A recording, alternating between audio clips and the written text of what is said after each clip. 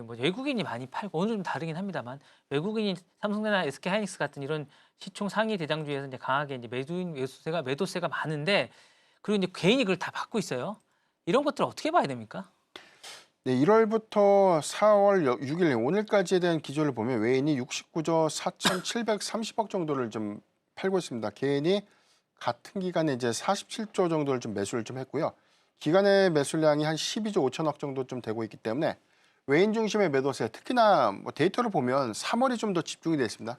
그러니까 전체 1월부터 현재까지에 대한 외인 매도량의 절반 이상이 3월에 좀 집중이 됐고 3월 전체의 절반은 환율이 6거래일 정도 급등했던 그 시점에 집중이 좀 됐다는 거죠. 네네네. 이 부분은 환율의 상승과 상당한 이제 상관관계를 좀 갖고 있다. 그래서 이제 오늘도 환율이 좀 상승하면서 외인의 어떤 매수세가 일단 다시금 좀 매도세로 좀 전환된 그런 계기가 좀 됐는데, 그러니까 구체에 대한 부분들은 환율이 1,500원대까지 좀 장기화가 될 수 있는 부분들은 외인 수급의 이탈을 좀 가속화시킬 수 있는 부분이고요. 이전처럼 조 단위 매도세가 좀 일단은 좀 멈추게 된 그런 배경이 좀 됐지만 향후에 뭐 환율의 어떤 하향 안정화 부분에서는 다시금 외인의 매수세가 지수의 상승을 좀 이끌 수 있는 배경이 될 수 있기 때문에 환율의 하향 안정화 부분들이 좀 중요할 것 같고, 이 부분은 역시나 이런 지정학 리스크가 해소가 좀 됨으로써 유가가 빠르게 좀 안정화를 좀 갖게 된다면 환율도 여기서 좀 연동되면서 빠르게 좀 1,400원대 중반 밑으로 좀 하회할 수 있는 가능성이 높다.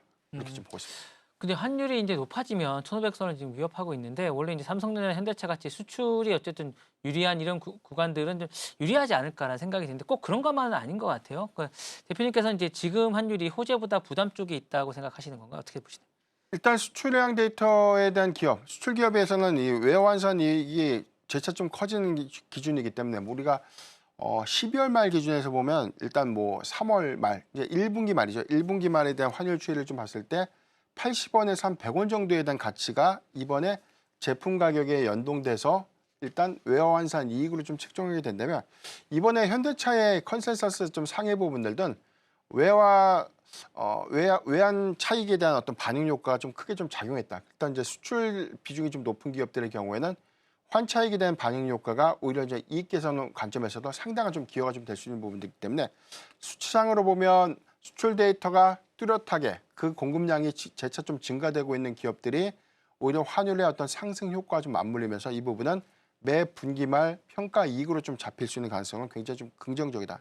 다만 국내의 영향들을 보면 이제 생산자 물가에 상당히 좀 연동될 수 있는 부분이기 때문에 대체적인 어떤 이 원가 구조가 좀 더 상승할 수 있는 원리는 오히려 이제 이익 훼손을 좀 이어질 수 있는 부분들, 이 부분에 대한 영향도 어느 정도 좀 주목을 좀 해봐야 될 것 같고요. 이 연동폭은 사실상 뭐 수입 비중이 좀 높은 그런 기업들의 이익 훼손을 좀 작용될 수 있는 부분이기 때문에 일부 수출 품목에 대해서는 수혜가 좀 될 수 있지만 대체적으로는 원가 부담에 따른 이익 훼손 부분들은 잠재적 리스크가 좀 될 수 있다라고 좀 보고 음, 있습니다. 그러면 요즘에 이제 국내 증시 변동성이 좀 커지고 있으면 이렇게 막 역동적인 주식은 없는 것 같아요. 시장이 좀 없는 것 같은데, 자 개인 투자자 금이나 달러나 예금, 비트코인 같은 대체 자산으로 시선을 돌리는데, 자 여기서 가장 좀 안전 자산이 뭔지 좀 알려주십시오. 일단 안전자산이 좀 될 수 있는 부분은 사실 뭐 현금 비중이 좀 네. 맞지 않을까. 왜냐면 이제 달러? 달러보다도요. 이제 네, 단순하게 이제 현금, 네네네. 현금 비중을 좀 갖고 있는 게 유일한 좀 대안이 될 수 있다라고 좀 보고 있는 게, 사실 지금 투자를 접근하기에는 사실 매수해서 크게 좀 재미를 좀 볼 수 있는 수익권은 또 아니었고 수급 변동성이 좀 심화되다 보니까 사자마자 오히려 급락하는 그런 케이스들이 좀 많다 보니까 투자자들의 좀 대응이 쉽지 않았고요. 환율도 당장 여기서 뭐 1,600원까지 좀 갈 수 있는 부분들은 좀 제한적이다라고 보죠. 그렇다면 이제 지정학 리스크가 좀 해소되면 1,500원대를 하회하는 시그널들이 좀 더 유력한 그런 상태들을 감안할 때, 특히나 금 가격의 경우에는 오히려 안전자산에 대한 선호도가 좀 높아지면서 금 가격이 오히려 좀 올라줘야 되는데 오히려 지정 리스크에 따라서도 금 가격이 좀 상승하기보다는 일부 좀 하락했다는 점들에 대한 차이점이 좀 있다는 것이죠. 그래서 지금 부분에서는 일부 현금화 비중을 좀 늘리면서 오히려 낙폭 부분에 대한 대형주 내지는 가치주를 좀 모아가는 선별적인 여건들이 조금 더 수익률 관점에서 유리한 구간이 될 수 있다고 좀 보고 있습니다. 이제 해외로 이제 변수로 이제 시선을 좀 돌려보겠습니다. 트럼프 대통령이 이란을 향해서 석기 시대로 회귀라는 표현까지 써가면서 이제 위협 수위를 높이고 있고요. 뭐 지옥 불바다 뭐 이런 얘기도 나오고 있습니다. 그러니까 이제 이런 이야기들이 나오면서 이제 8일 날 최종 시한이 어떻게 될지 정말 궁금해하는데 전문가님은 어떻게 보십니까? 예상을 좀 해보시면. 일단 트럼프 대통령의 스탠스를 보면 이란에 대한 위협, 그다음에 뭐 메시지로서 압박을 계속해서 좀 가하고 있죠. 다만 이제 트럼프 푸드를 우리가 한 2주 전에 좀 확인을 했죠. 대체적으로는 이 이란 사태를 장기적으로 좀 끌고 가고자 하는 의도는 없다. 이제 이 부분은 좀 정확할 것 같고요. 다만 이제 이 협상에 대한 어떤 데드라인을 뭐 하루 정도 연기를 좀 한 그런 셈인데 이란의 스탠스 기조가 좀 명확할 것 같고 또 외신을 통해서 나오는 이란의 메시지가 다소 좀 강경하는 흐름들, 특히나 주요 국가들에 대한 일부 시설 공습들이 좀 재차 좀 이어지고 있는 점들 좀 감안해 보면 이 부분에 대한 어떤 향후 예상들은 좀 예상이 좀 불가능한 수치가 좀 되지 않나라고 볼 수가 있겠고요. 일단 석기 시대 관련된 부분들은 뭐 지상군 투입을 통해서 이게 최악의 상황까지는 이란에 대한 어떤 전쟁을 조금 더 장기화로 좀 끌고 갈 수 있는 이슈가 좀 될 수는 있겠지만 이전까지에 대한 스탠스 기조를 좀 감안해 보면 이 역시도 일단 압박을 위한 수단 정도 그리고 종전을 좀 빨리 도출하기 위한 어떤 메시지가 조금 더 작용될 수 있지 않을까라고 좀 보고 있습니다. 자, 호르무즈 매엽이 이제 실제로 봉쇄될 경우 국제 유가가 170달러까지 뛴다는 전망도 나옵니다. 물론 이제 주말에 나온 소식을 보면 프랑스 배하고 이제 그 일본 LNG선은 통과했다 뭐 이런 이야기도 나오고 있는데 실제로 이제 그렇게 되면 우리나라는 중동 의존도 상당히 높지 않습니까? 뭐 네. 치명적일 수밖에 없는데 실제로 이렇게 될 가능성이라든가 이런 시나리오를 하면 파급력은 어떻게 봐야 될까요?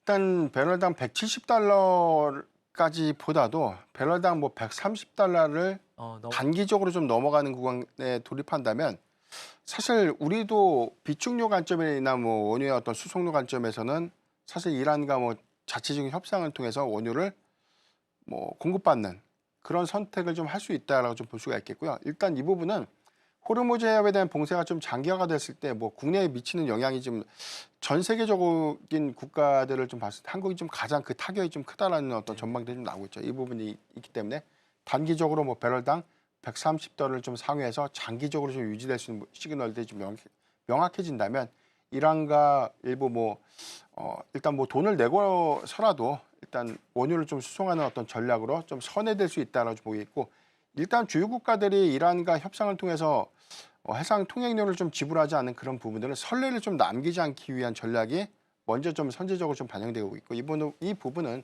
역시나 8일 뭐 이후에 일단 전체적인 어떤 방향성 기조를 보고 난 이후에 좀 예측 가능한 수치가 좀 되지 않나 보고 있습니다. 올해 어쨌든 연준에서 한 2번 정도 금리를 인하할 거라고 얘기를 했는데 지금 이 상황을 보면 그렇게 뭐 이게 만만치 않은 것 같은데 금리는 어떨 것 같으세요, 올해? 일단 상반기까지는 금리 인하 가능성은 좀 제한적이다라고 볼 수 있겠고요. 중동 리스크가 변수 요인이 좀 되는데 만약에 중동 전쟁이 뭐 4월 말 안에 최종적으로 좀 종료가 좀 된다면 사실 하반기에 1회 정도 금리 인하는 좀 유력한 상황이 좀 될 수 있지 않을까라고 좀 판단되고 있고 다만 이제 우리가 우려하고 있는 부분들은 단기적인 인플레이션 쇼크냐 아니면 이 부분이 정말로 중동 주요 국가의 정유 시설들이 좀 타격을 입어서 이 부분에 대한 복구까지 대한 시점들이 상당한 어떤 물가 상승을 좀 이끌 수 있는 계기가 좀 된다면 올해 1회 인상도 동결 가능성으로 좀 이어질 수 있겠다라고 볼 수 있기 때문에 그 영향은 이란 변수에 따라서 달라질 수 있겠다라고 판단하고 있습니다. 네. 자, 이제 마지막 질문 좀 드려보겠습니다. 이번 주 시장을 움직일 핵심 변수가 무엇이라고 보시는지 궁금하고요. 만약에 국내 투자자들 입장에서 지금 예민하게 봐야 할 뉴스라면 어떤 신호나 뉴스 같은 것들을 좀 체크해야 될까요? 가장 단기적으로 좀 봐야 될 부분은 4월 8일 뭐 이란에 대한 종전 내지는 휴전 협상에 대한 성과가 나오느냐 아니면 트럼프 대통령이 다시 한번 협상에 대한 시일을 연기해 주면서 일단 휴전 협상에 대한 어떤 구체적인 어떤 내용들이 한 번쯤 부각된다면 일단 수급적인 어떤 완화 요건들로 좀 작용될 수 있겠고요. 이전처럼 만약 이 부분에 대한 매파적 기조가 나와서 정말로 뭐 일단 이란 주요 국가에 대한 어떤 공습이라든가 뭐 지상군 투입까지 이어지는 뭐 최악의 어떤 선택이 일어나게 된다면 사실 시장의 어떤 이 큰 충격은 좀 배제할 수 없다라고 볼 수가 있고 그 여부에 따른 불확실성들이 좀 남아 있다라고 좀 판단해 보기 때문에 단기적으로는 뭐 휴전 내진 종전에 관련된 시그널을 주목해 봐야 될 것 같고요. 여기서 더 부연할 부분들은 뭐 삼성전자의 실적 발표죠. 이 부분은 전체적인 어떤 장기 사이클에 대한 단서를 이번 1분기 실적을 통해서 좀 확인해 볼 수 있는 계기가 될 수 있기 때문에 저는 뭐 삼성전자의 뭐 실적 기조, 특히나 뭐 2차전 섹터의 전체적인 실적 저점 이후에 우리가 하반기에 대한 방향성을 확인하기 위해는 뭐 LG 에너지 솔루션의 실적 발표가 중요한 좀 체크 포인트가 좀 될 수 있다 판단하고 있습니다.